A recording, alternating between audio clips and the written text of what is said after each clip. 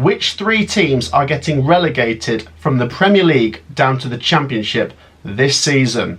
Hello guys, welcome back to yet another video. Today we are taking a deep dive into the Premier League relegation battle and looking at which three teams will be potentially facing the drop from the big league. There's been so much going on lately with some crazy results and some points deductions that we need to talk about, and we're now looking at the homeward stretch. There's less than 10 games of the Premier League season to go, and there's still plenty of teams at the bottom end of the Premier League who don't know if they're going to be playing Premier League or Championship football next season. Before we get into today's video, guys, do share your thoughts down in the comments. I will read through your comments. Let me know if you support a team in the bottom half of the Premier League and how you are feeling. Also, if you are feeling brave, predict three teams down below that you think will be relegated from the Premier League at the end of the season. Also, make sure to show this video some support. Let's go for 1,000 likes. It's free to hit the like button, so make sure to do so. And as you can see, we're also so close to 60,000 subscribers, so do make sure to hit the subscribe button. It's free to do and you'll be doing me a massive favour. We're this close to 60k, so hit the subscribe button. With all of that said, let's get into the Premier League relegation battle then. And as you can see, looking next to me, we have got the bottom half of the Premier League here, 11th down to 20th. Now then, let's clear some things up. Which teams do I think are involved in the Premier League relegation battle? Well, for me, the cut-off is going to be between Crystal Palace and Bournemouth, and I have colour coordinated the teams that I think are in the battle, and I'll explain why. First then, let's just quickly mention Chelsea, Fulham and Bournemouth, and I would imagine that most of you viewers watching wouldn't really expect to see any of these teams getting relegated this season.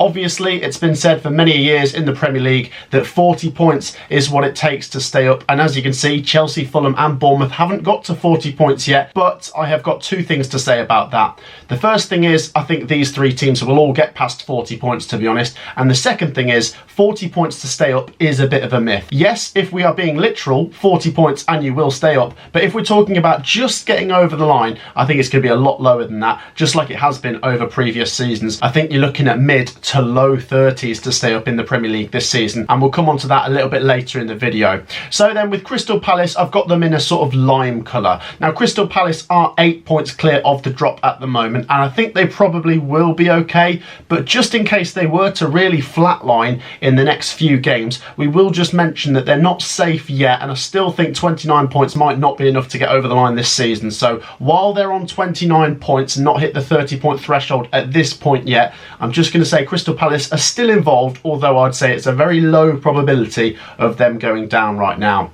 And then there's a 3-point jump down to Brentford, and I've got them in the same sort of colour as Everton here. The reason I've got Brentford and Everton in the same colour is because Brentford are 1 point better off than Everton, but Everton have a game in hand on Brentford and also have the slightly better goal difference. Now, first of all, with Brentford, I've got to be honest, I didn't think a few weeks ago we'd be considering them as a team in the relegation battle, but the table doesn't lie. They are only 5 points above the bottom three, and their form at the moment is a little bit of a cause for concern. If you were to put a gun to my head right now and say to me, do I think they stay up or go down? I do think they stay up, but it's not a certainty, so let's just leave them in the equation for now. And as for Everton, I'm thinking along similar lines here with Everton as I am for Brentford, but one thing we need to mention is right now there is that possibility that Everton also could lose a few more points due to points deductions. So we will say for Everton right now, they're certainly not out of the equation, and they could find themselves really falling further into trouble if there was more points deductions or a possibly bad run coming after the international break.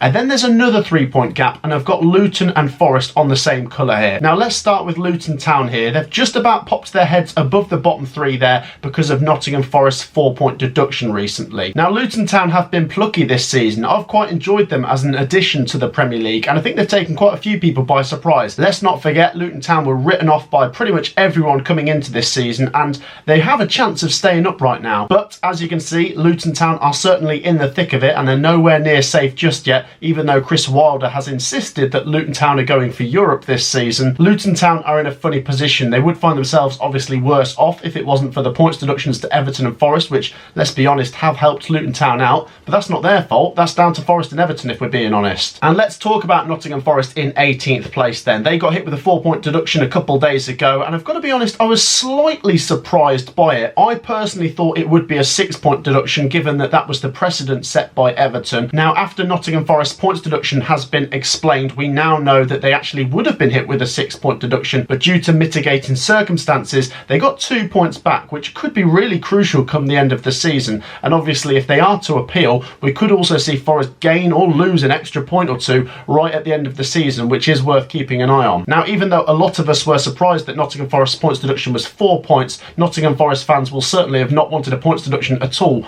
over 4 points being taken off, and it would have them just above Luton. It really does look like it could be neck and neck between these two. We're going to come on to every team's individual fixtures in a bit, which is quite interesting to look at, and we're also going to look at the recent form as well, where there's really not a lot to separate Luton and Forest, and they did obviously draw last week. Now, Nottingham Forest and Everton's points deductions have been a big plus for Luton, but they also could be a big plus for Burnley and Sheffield United. It does feel like both sides have been written off for a while now, but Burnley's win against Brentford last week has just given them a bit of hope, and it's 4 points in the last 2 games. The performances have been a bit better, and if they can just continue this little trend, they might find themselves winning 3 points of safety in the next game or two. Sheffield United I've got in a darker red than Burnley. They have got a game in hand, which if they were to win, they would actually go level on points with Burnley, but their goal difference is really, really bad. Every point is crucial down there, and as we all know, we'd rather have points on the board than games in hand. But like I said, with Nottingham Forest and Everton's point deductions, it might just give a little bit more hope to any optimistic fans of Sheffield United that might be left right now. It certainly still looks like a massive mountain to climb here for Sheffield United,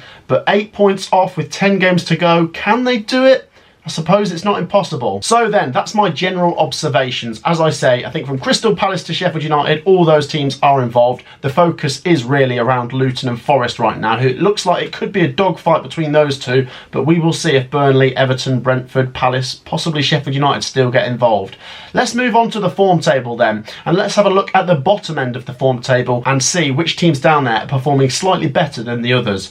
Well, over the last 10 games, Sheffield United have picked up 5 points, 0.5 points per game. Obviously not going to be enough to stay up, so if they are going to stay up, they do need to improve their form. Then it's Everton with just 5 points in the last 10, and as you can see there, no wins. Obviously it means they've drew half of their games, so Everton certainly are involved in these games and have obviously been only 1 goal away from winning half of them, but still, no wins in 10 is a massive concern there for Everton fans. Then it's Burnley with 6 points in the last 10, which as I say is slightly better than Everton and Sheffield United, but not enough given the circumstances they're in to get them out of trouble. Then it's Brentford with 7 points in the last 10, tied with Luton with 7 points in the last 10, and then it's Nottingham Forest with 8 points in the last 10. So despite Forest being under a point per game, they are still performing better than 5 of the other teams down there in the relegation battle right now. And then to see Crystal Palace, you have to scroll up to 12th with 11 points in their last 10. If they continue to churn out the points they're going to be absolutely nowhere near the relegation battle. So as I say, a very low probability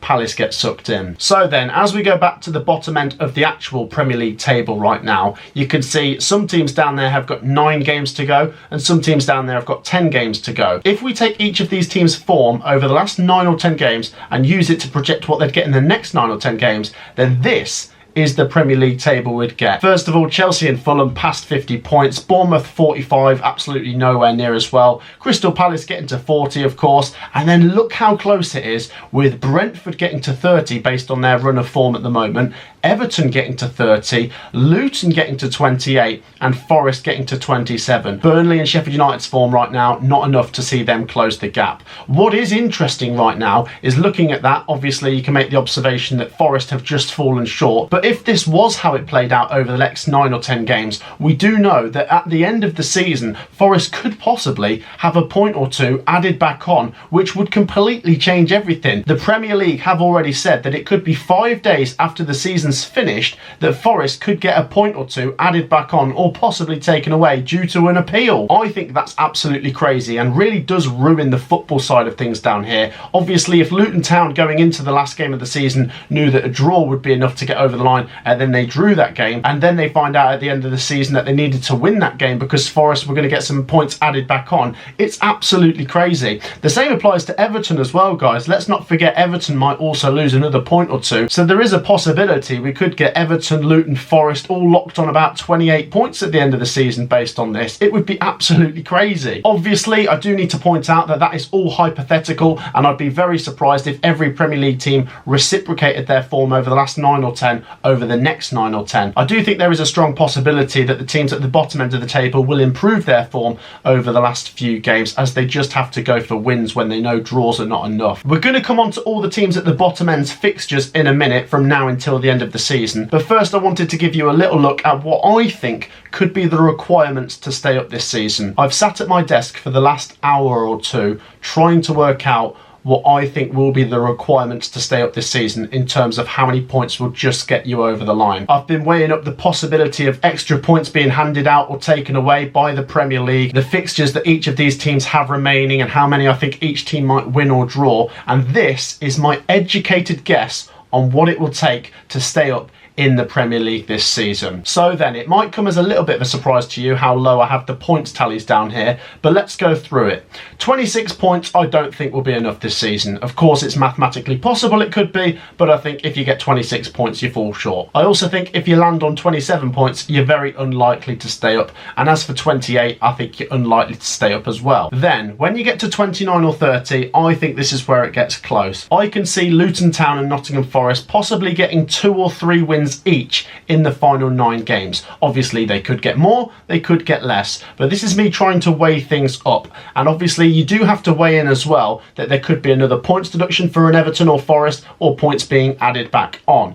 So I think if you get 29 or 30 it's going to be close. What I will say though is I think if you get past 30 to 31 I think you've got a high probability of staying up. I would say I feel about 80% sure that 31 points keeps you in the Premier League, and it could come down to goal difference if it's 30 or 31 points. 32 and I think you'll feel very safe. 33 plus and I think it's more than enough. As I say, take this with a pinch of salt. This is not set in stone. It's just an educated guess on what I think the requirements will be to just get over the line. And as I say, that's just getting over the line. Of course, we can all say 37 will be enough. I think that'd be enough by miles. I think if you just want to get over the line by 1 point at the end of the season, 31, 32, and I think you'll be okay. That's my thoughts on the requirements for what it's worth. Certainly share your thoughts down below. As I say, I could be proven slightly wrong there, but I think that's roughly where we'll be. It could be that 29 is enough, it could be that 32 is what you have to get. I think it's in that region, and I'm going to say 31 is probably enough. And that's what I'm going to go with for the next thing here. Like I said, comment down below how many points you think it will take to just get over the line this season.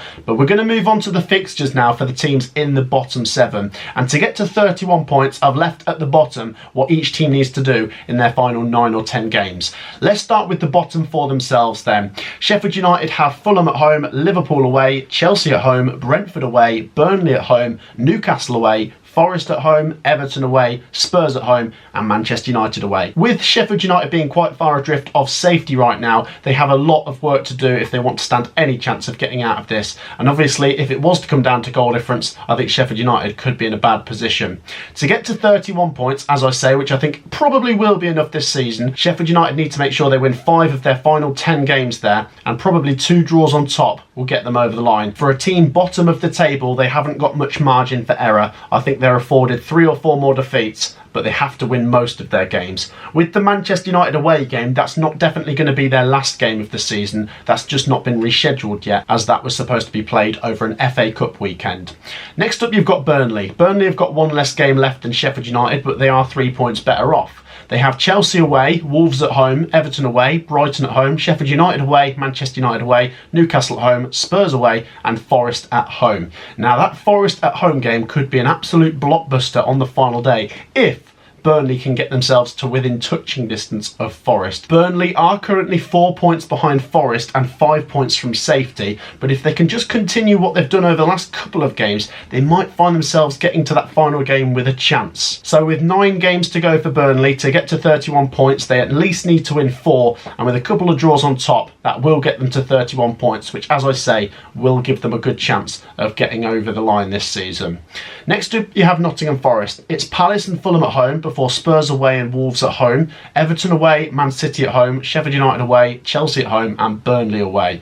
Massive games in there for Forest. The next 2 home games for Forest are huge. If they can walk away from Fulham and Palace with 4 points, that could be game changing, especially when we come on to Luton Town's next couple of games. With Nottingham Forest games against the likes of Crystal Palace and Everton, they're massive games where if Forest can beat them, they can suck other teams in. I think the last thing Nottingham Forest fans want is a one-on-one shootout between them and Luton Town. They want to try and claw the teams above them into the mix as well.